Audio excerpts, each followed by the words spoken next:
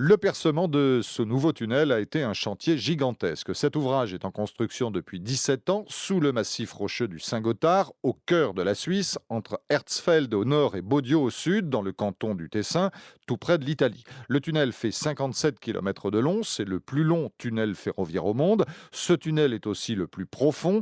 La masse rocheuse au-dessus s'élève jusqu'à 2300 mètres d'altitude. 28 millions de tonnes de gravats ont été évacués pour le creuser.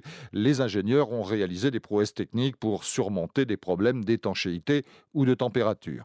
Les travaux ont été dirigés par la société Alpes Transit, filiale des chemins de fer suisses. Ce tunnel se compose de 3 tubes côte à côte, reliés par des galeries transversales. Les tubes principaux sont réservés pour la circulation des trains et un pour l'évacuation des voyageurs en cas d'accident. Ce chantier a coûté presque 11 milliards d'euros, entièrement payé par la Suisse. Le nouveau tunnel pourra accueillir jusqu'à 260 trains de marchandises, 65 trains de voyageurs par jour à une vitesse de plus de 200 km/h.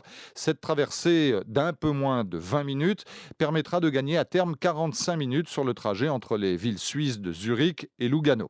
Selon les chemins de fer suisses, le nombre quotidien de voyageurs devrait passer de 9 000 actuellement à 15 000 d'ici à 2020.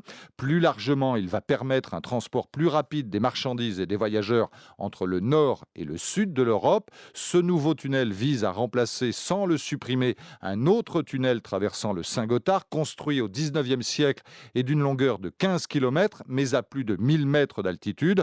Le nouveau tunnel ferroviaire est, lui, situé à environ 500 mètres, d'où le nom parfois employé de tunnel de base, et ce qui évite au train une phase d'ascension pour y accéder.